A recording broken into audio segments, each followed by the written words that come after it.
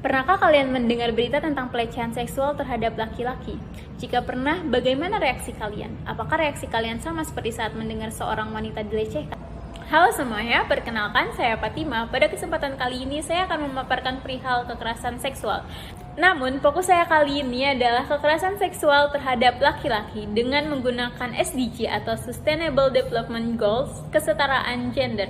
Kesetaraan gender atau gender equality merupakan konsep yang dikembangkan dengan mengacu pada dua instrumen internasional yang mendasar, yakni Deklarasi Universal Hak Asasi Manusia dan Konvensasi Penghapusan Segala Bentuk Diskriminasi Terhadap Perempuan.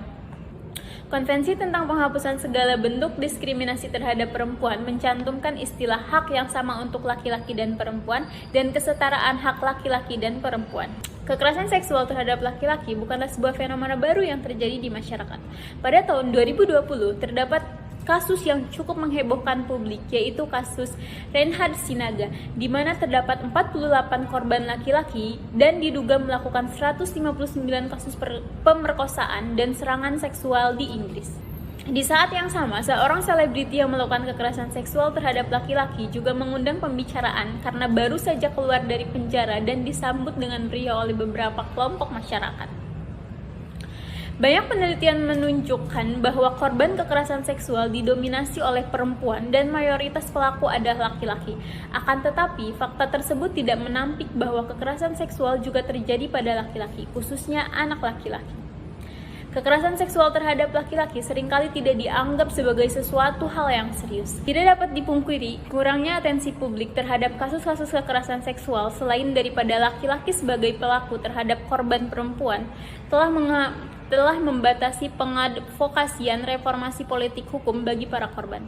Dalam jurnal Gender Neutrality Rape dan Trial Talk yang ditulis Philip Romney tahun 2008, meskipun sebagian besar negara seperti Amerika telah mengadopsi peraturan perundang-undangan yang responsif gender, masih ada celah hukum yang mendiskriminasikan korban laki-laki. Berdasarkan data Kementerian Pemberdayaan Perempuan dan Perlindungan Anak tahun 2017, untuk kelompok umur 13-17 tahun, kekerasan seksual terlihat lebih tinggi pada laki-laki dibandingkan perempuan, yaitu sebesar 8,3% atau 2 kali lipat dari prevalensi kekerasan seksual pada perempuan yang mencapai 4,1%. Selama ini, toxic masculinity membuat kita meyakini bahwa kasus laki-laki yang menjadi korban pemerkosaan adalah hal yang tidak masuk akal.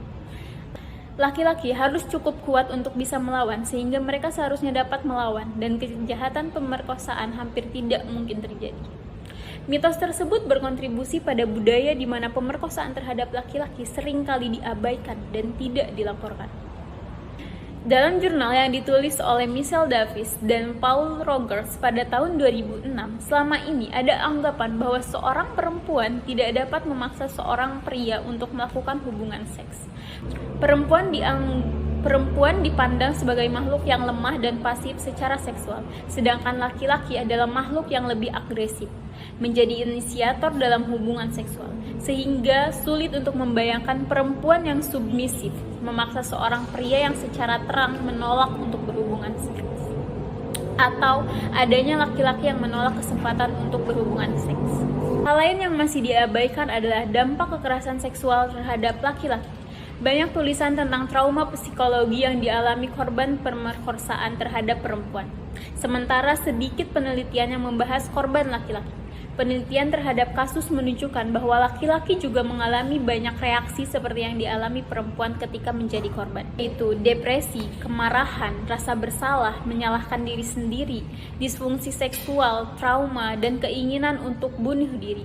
Masalah lain yang dihadapi laki-laki termasuk adanya peningkatan perasaan tidak berdaya, citra diri yang rusak, dan adanya jarak emosional dengan orang lain, atau emotional distancing.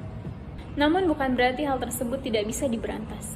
Adapun hal yang penting untuk pemberantasan adalah antara lain mengumpulkan data yang sistematis. Semua data harus dapat dipecah berdasarkan jenis kelamin dan usia.